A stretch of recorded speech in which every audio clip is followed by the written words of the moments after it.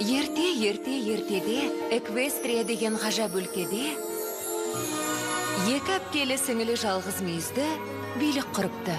Екеуі билеген елдің тұрғындары бір-бірімен тату-тәтті ғұмыр кешіп жатқан екен.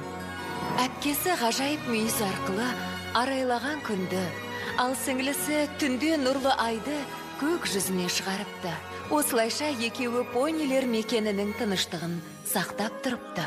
Үлкен жалғыз мүйіздінің қамқорлық арқасында понилер күнімен көк жалғында шапқылап, асыр салып ойнайтын. Бірақ уақыт өте келе, кенже жалғыз мүйізді өзгере бастайды. Бір күні, ұзақ айлы түннен кейін сіңлісі әпкесіне орнын беруден бас тартты. Әпкесі оны қанша ақылға шақырғанмен, ол өз дегенінен қайтпай қойды. Оның жүрегін жаман ойлар жаулап алған еді. Әпкесі күллі әлемді мәңгілік түнек басады деп қорқа бастады. Таңғажайып елді сақтап қалу үшін үлкен жалғыз мүйізді сиқырлы асыл тастардың керемет күшін пайдаланды. Ол сіңлісін ғана емес, бүкіл Эквестрия елін қорғап қалды. Содан бастап, үлкен жалғыз мүйізді айды да өз қамқорлығына алды. Ал Эквестрия елінде қайтадан мамыражай тыныштық орнады. Ғажайып тастар. Бір жерден естіген сияқтымын. Қайдан естіп едім? Сүйкімді пони, сүйкімді пони. Сүйкімді пони, сені көп күтті. Сүйкімді пони, әлемге ғажайып нұрыңды төк. Риясыз күлкі мейірім, жүрекпен сыйларсың бізге түрлі оқиғаның. Сәніміз ғажайып біздің әніміз бұл. Сүйкімді пони, біз болайық біріміз бірге. My Little Pony. Достық жеңілмейтін күш. Бірінші бөлім.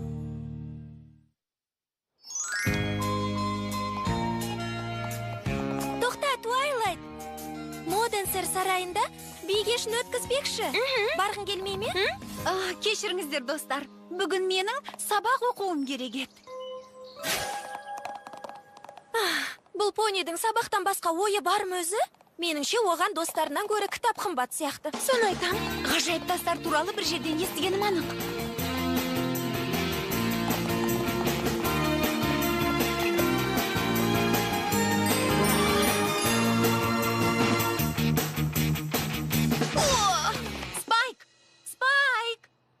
Спайк! Осында екенсің ғой. Қане маған тезірек сәуеге кітабыңның көшірмесін тауып берші. Бұл немене? Бірақ, бұл Монтессораға арналған сыйлық. Спайк, бұған уақытымыз жоқ екенін білесің ғой. Қазір демалыс уақыты ғой.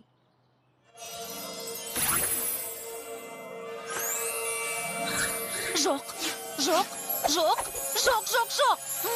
Спайк! Міне ол.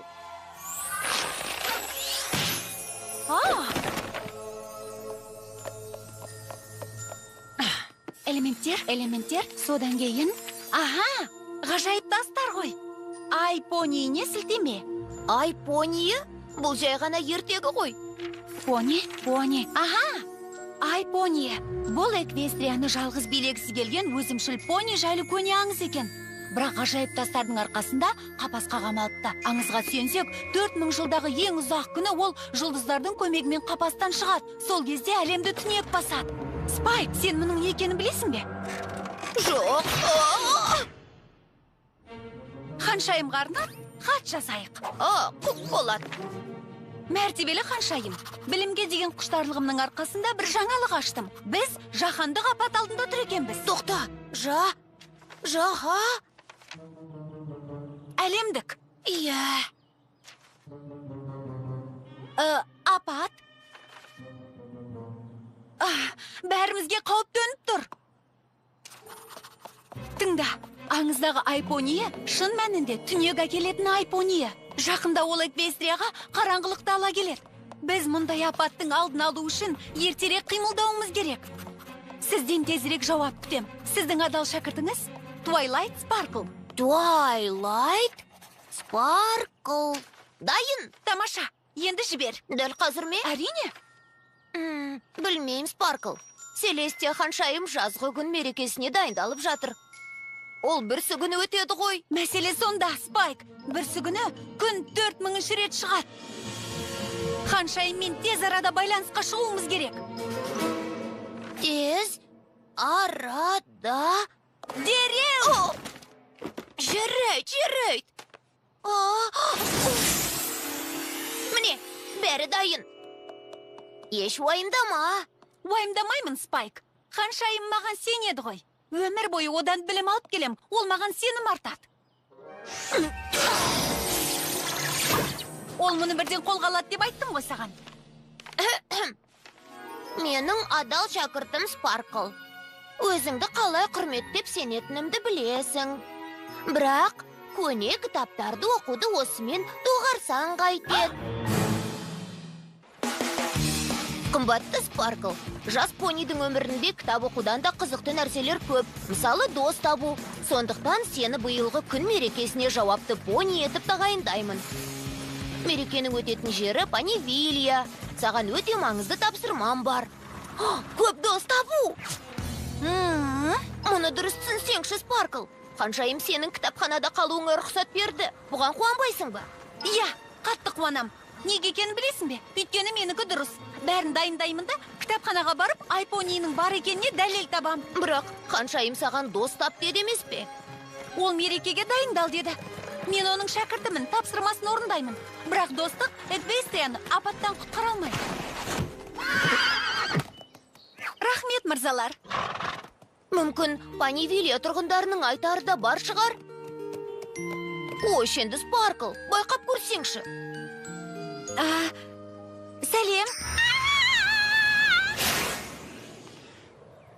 Қызық, мұнысы нес? Күн мерекесін тойлау, тапсырмалар тізімі. Бірінші. Дастархан дайындау. Алма аллеясы.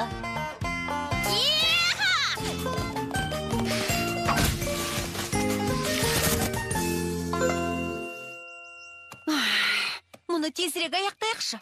Қайырлы күн. Менің атым Туайлайт Спаркл. Жағдайыңыз қалай, Туайлайт ханым? Танысқаныма өте қуаныштымын. Мен Эпплджекпін. Алма аллеясында менің достарым өте көп. Достар, негізі мен... Ал, менің қандай көмегім керек? Негізі мен мұнда бәрін күн мерекесіне дайындау үшін келгем. Сен сонда тамақ жасайсың ба? Әрине, дәл солай. Дәмін көргің келмей ме? Тек ұзақ созылып кетпесе.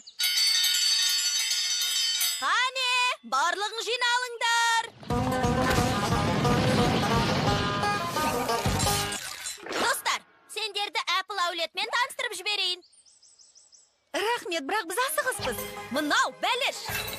Таяқшадағы алма, қызыл алма, дәмді, жұпар алма, алма пирога, алма наны, даршын қосылған қытырлақ алма. Гүлді алма және Смит әжей. Әже, ояныңыз, бізге қонақ келді. Бәрі дайын. Міне, келе жатырмын, міне. Міне, олар біздің әулеттің мүшесіндей болып кетті. Жақсы. Я, тамақ жағынан бәрі дұрыс сияқты. Енді кете беруге болады. Сіздер түскі асқа қалмайсыздар ма? Ренжімеңдер, бірақ біздің жұмыс бастан асады. Жарайды.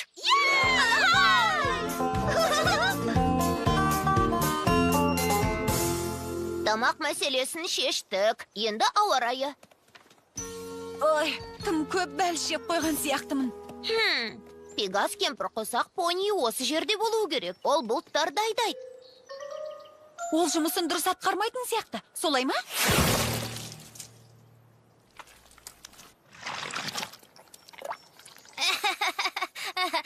Кешіріңіз. Қане көмектесіп жіберейін.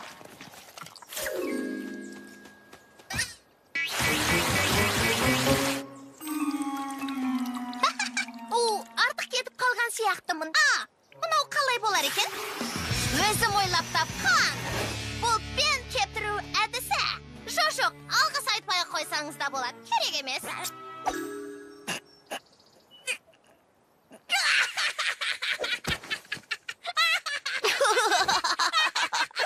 Түсінікті. Флэш деген сіз бе? Соның дәл өзімін. Сіз мен жайында естіп пе едіңіз? Мен сіздің бұлттарды айдайтыныңызды естігем. Мен Спарклмын. Ханшайым ауа райын реттеп кел деп жіберген. Бәрі бақылауда. Жаттығудан кейін бәрін қолға алам. Не үшін жаттығасыз? Ғажайып найзағай үшін. Мен де өзімнің қолымнан келгенін көрсетем. Ғажайып найзағай? Эквестриядағы ең жылдам ұшатын пони ма? Дәл солай. Бәрі түсінікті. Олар бір күнде аспанды бұлттан тазарта алмайтын пониді қатарына қоспайды. Хей, мен 10 секунд аспанды бұлттан тазарталам. Дәлелдеші.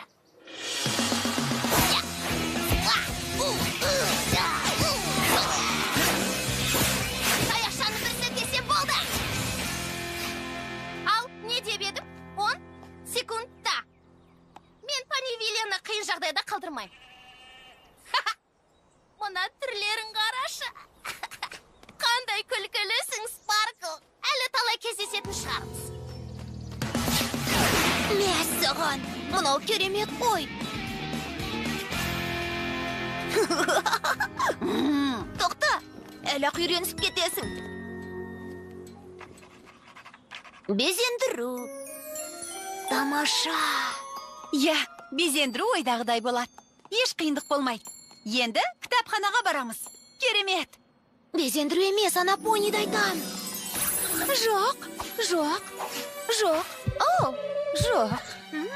Бет әлпетім қалай? Бәрі дұрыс па? Қайырлы күн. Күте тұрасыз ба? Міне қазір. Қолым босамай жатыр еді. Мынандай лента қашанда әдемі көрінеді. Рерити, сен тұнып тұрғандарынсың. Ал, қандай көмегім қажет? Мәссаған. Қымбаттым-ау. Шашыңа не болған? Кекілімді айтасың ба? Бұл ұзақ әңгіме. Мен безендіру жұмысының қалай жүріп жатқанын тексеруге келдім. Сол ғана ма? Ал шашыңды не істейміз? Тоқта, қайда барамыз? Көмектесіңдер! Жоқ. Жап-жасыл. Сап-сары. Тым сәнді емес. Тым биік, біртүрлі. Бұл өте керемет. Ал, сен өзіңнің қайдан келгеніңді айтып бедің? Жоқ, сен маған тиіспеші. Мені мұнда... Кантерлот? Қандай керемет. Сән салтанат әшекейлер. Сол жерде тұруды өмір бойы армандап келем. Маған ол жайында бәрін айтып берші. Сол кезде екеуміз ең жақын құрбыға айналамыз. Зүбәржат, неге ойыма келбеген? Саған лағыл керек. Кетейік, әйтпесе ол мені бояп тастайды. Қандай керемет пони. Ойыңды жинақта. Тізімде енді не бар? Міне, музыка, соңғысы.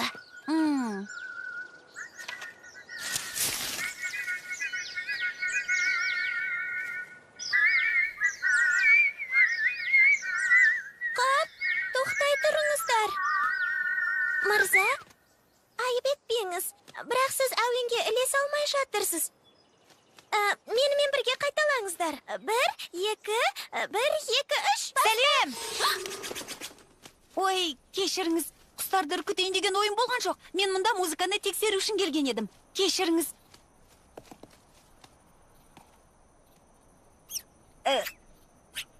Мен Twilight Sparkle. Сіздің атыңыз кім? Мен Флаттершаймын. Кешіріңіз, не дедіңіз? Менің атым Флаттершай. Сізді естімей тұрмын. Флаттершай! Жарайды, құстарыңыз қайтып келген сияқты. Демек, бәрі ойдағыдай. Осылай жалғастыра беріңіз. Жарайды. Бұл енді оңай болды. Кішкентай айдаһар! Кішкентай айдаһарды бұрын-соңды көрмеппін. Сүйкімдісін-ай. Міне осылай. Өзі сөйлей алады екен. Айдаһарлардың сөйлейтінін білмейді екем. Бұл дегенің керемет қой. Мен тіпті не айтарымды білмеймін. Жақсы, онда біз жолға шығайық. Тоқтаңыздар, тұра тұрыңыз. Сіздің атыңыз кім? Мен Спайкпын. Спайк? Мен Флаттершаймын. Мәссаған сөйлейтін айдаһар. Айдаһарлар не жайында әңгімелеседі екен? Сізді не қызықтырады? Мен әлемдегі барлық нәрсеге қызығам. Менің өмірім жасыл жұмыртқаның ішінен басталған. Менің осы күнге дейінгі өмірім жайлы бүкіл хикая осы. Тағы айтып берейін бе? Иә, әрине. Кешіріңіз, мына жерге қалай тез келіп қойғанбыз, а? Бұл Панивилия ғой. Ал менің айдақарым тез арада ұйықтауы керек. Жоқ, ұйықтамай. Ой, түрін қараш, шаршағаны сонша аяғынан тұра алмай қалыпты. Обалай, оны төсекке жатқызу керек. Я, дәл солай істейміз. Қайырлы түн. Дөрекі. Кешір, Спайк, бірақ мен ханшайымға Ай-пони туралы дәлел жинауым керек қой. Ал уақытымыз жоқ. Мен көрінген понимен достаспай тыныш отырып жұмыс істеуім керек. Жарық қайда өзі?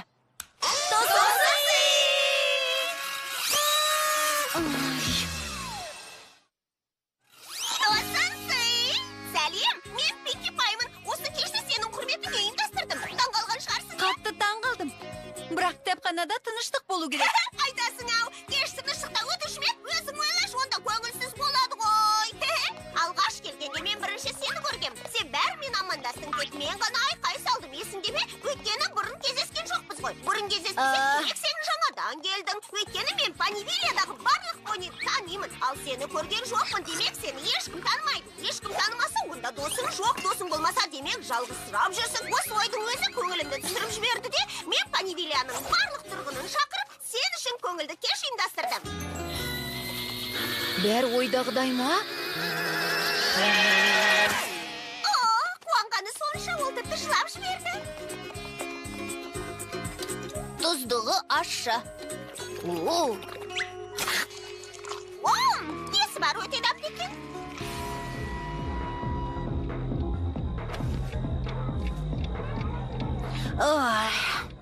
Спаркл, Пинки Пай керемет бір ойын ұйымдастырды. Ойнағың келмей ме? Жоқ! Бұл қаладағы барлық понидің есі ауысқан. Сағаттың қанша болғанын білесің бе? Күн мерекесін тойлаған кезде ұйықтамау керек. Әйтпесе олар күн ханшайымының қалай көтеріліп келе жатқанын көре алмай қалады. Көңіл көтерсеңші, Спаркл. Бұл деген көңілді кеш қой. Ең болмаса осы жерден ғажайып тастар туралы көбірек біле алам ба деп едім. Не деген ақымақпын. Мына көңілді понидің бәрі маған кедергі келтіріп жатыр. Аңыз бойынша 4000-ші түні жұлдыздар Ай-понийіне қапастан қашуға көмектеседі деген. Сонда мәңгілік түнек басады. Ханшайым қателеспеген болар. Бұл шынымен де жай ғана ертегі шығар. Жүр, Спаркл, күннің шығуын қарсы аламыз.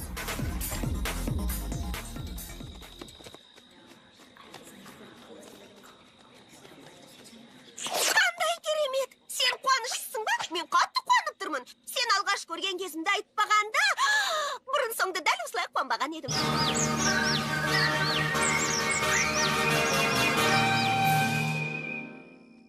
Ханымдар мен мырзалар, мен Панивилли қаласының мэрі күн мерекесінің басталғанын қуана жариялаймын. Бірнеше секундтан кейін біздің қала арайлап атқан күнге куә болады. Содан кейін жылдың ең үздік күнін мерекелеу басталады. Сіздерге әр күні күнді шығарып, әр түні айды нұрландыратын еліміздің билеушісін таныстыру мен үшін үлкен мәртебе. Ең дана билеуші Селестия ханшайымды қарсы алыңыздар.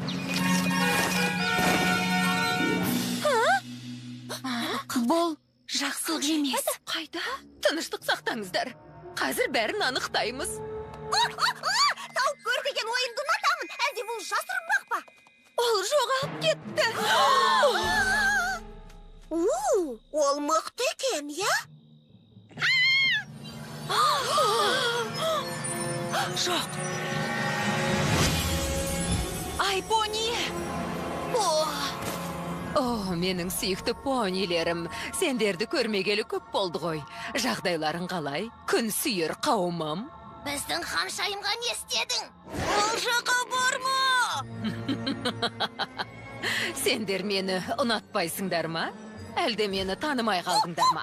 Жалғасып жатыр! Қане ойнайық? Сұлымдық патшайымы әлде елестер? Елестер, я! Мың жылдық қапастан кейін тәжімнің құдіреті жойылды деп ойладыңдар ма? Әлде аңызды естімеп бедіңдер? Болмаса белгілерді ажырата алмадыңдар ма? Мен оқыдым. Сенің кім екеніңді білем. Сен Айпонийсің. Айпония! Солай де. Біреу болса да ұмытпапты. Менің не үшін келгенімді білесің ғой. Сен мұнда... Сен...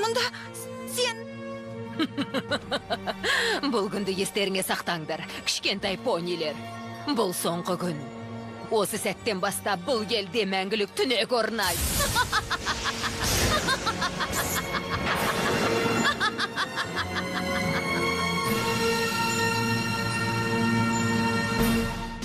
Бірінші бөлімнің соңы.